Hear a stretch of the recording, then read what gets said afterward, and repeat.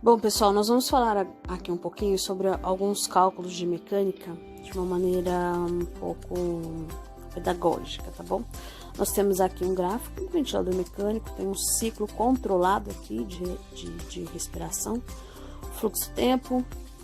Nós temos um disparo, esse paciente ele vai inspirar, ao chegar ao pico de pressão, faça uma pausa inspiratória para calcular o platô, né, a pressão de pausa, a pressão platô. Esse paciente faça uma pausa de 0,5 segundos, 0,3, 0,5 segundos, alguns ditam até 0,5 a 1 segundo de pausa no ventilador, tá bom? Alguns ventiladores você consegue deixar pré-determinado para que essa pausa seja constante em todos os ciclos inspiratórios, assim você consegue fazer o cálculo em todo o tempo, né? Então, nós fazemos uma pausa aqui, 0,5 segundos a 1 segundo. Esse paciente, ele expira, aqui é a expiração, e retorna à linha de base. Durante essa pausa inspiratória, nós obtemos a pressão platô, supondo que seja uma pressão platô de 20. Lembrando que esse paciente ele está ventilando em modo volume controlado, os 6 ml por quilo do peso predito dele, onda quadrada, fluxo de 30 a 60 litros por minuto, aquele fluxo que já está lá, o volume corrente que você já está ventilando esse paciente de maneira protetora. Então, nós realizamos essa pausa inspiratória. Esse paciente precisa estar sedado, sem drive respiratório. Se ele estiver com uma sedação ou com uma analgesia, sem ciclos assistidos ou espontâneos, não vão interferir no nosso cálculo de mecânica. Agora, se ele estiver mal sedado e ainda entrando no ventilador, isso acaba interferindo, porque eu posso ter um disparo controlado e no meio desse disparo esse paciente faz um esforço respiratório, isso muda toda a mecânica, tá bom? Então, esse paciente precisa estar sedado, bem sedado e, se for o caso, até mesmo bloqueado, tá? Então, para que nós pegamos essa pressão de platô, a pressão de pausa durante a pausa ins? Para saber o quanto de pressão eu tenho aqui, quanto de pressão platô eu tenho nesse pulmão, tá bom? Então, nós temos aqui um efeito Pendeluft, acomodação de ar dentro dos alvéolos, dentro dos pulmões, tá bom? Então, ele me dá o valor, supondo que tenha sido 20 centímetros de água.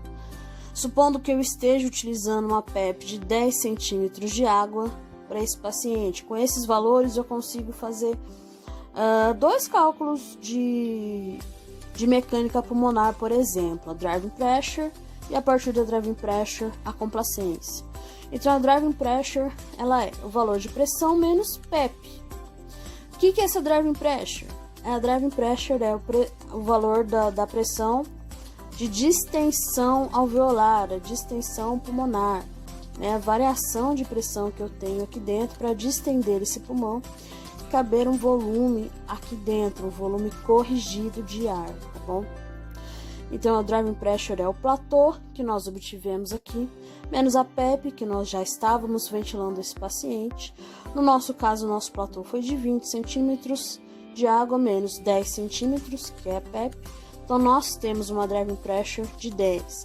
Lembrando que a recomendação é uma driving pressure menor que 15 centímetros de água. Uma driving pressure de 14, de 13, nós já estaríamos ventilando esse paciente de maneira protetora, além de volume corrente e os demais ajustes, tá bom?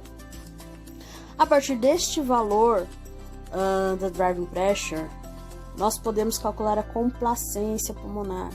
Então, supondo que eu tenha o cálculo de complacência pulmonar é volume corrente dividido pela variação de pressão, platô menos PEP, ou platô menos PEP não é o cálculo da driving pressure, então volume corrente dividido pela driving pressure, esse ΔP aqui é de driving pressure, tá bom? E não de delta de pressão, volume corrente dividido pela driving pressure, nós temos a complacência. Então, o exemplo que eu dei aqui, supondo que nós estivéssemos ventilando esse paciente com 400 ml de quilo por peso predito, Nós, para fazer esse cálculo da complacência, nós dividimos esse volume corrente pela driving pressure. A nossa driving pressure deu de 10 centímetros de água. Então, 400 ml dividido por 10 centímetros de água, nós teríamos uma complacência estática de 40 ml, porque é um volume, por centímetro de água, porque nós temos uma pressão ali. Então, a unidade de medida é ml por centímetro de água, tá bom? Simples. Driving pressure. Vou utilizar a pressão de platô que nós vimos aqui durante a pausa inspiratória, tá? Então, eu faço uma pausa de 0,5 a 1 segundo, pressão platô. O ventilador me dá a pressão em centímetros de água e essa pressão de platô eu vou utilizar para saber qual que é a minha driving pressure, que é a pressão de distensão pulmonar, tá bom? Quanto de pressão eu estou utilizando para abrir esse pulmão, para caber esse volume lá dentro desse pulmão. Então, eu utilizo a pressão de platô, que nós pegamos aqui durante a pausa inspiratória, menos a PEP, que nós já estávamos utilizando durante a ventilação desse paciente, platô menos PEP, o nosso exemplo, platô de 20 menos a PEP de 10 centímetros de água de driving pressure. Ótimo, nós estamos ventilando de acordo com as recomendações para uma ventilação protetora, menor que 15. Nós estamos com 10 de driving pressure. E a complacência? A complacência é o volume corrente dividido pelas pressões, né? Platô menos a PEP, ou volume corrente dividido pela driving pressure, que dá na mesma. Então, no nosso exemplo, o nosso volume corrente pré-determinado de 400, dividido por 10 centímetros, né? Que foi o valor da nossa driving pressure aqui no nosso exemplo, tá bom? Nós teríamos uma complacência de 40 ml por centímetro de água. É isso aí. Qualquer coisa, chama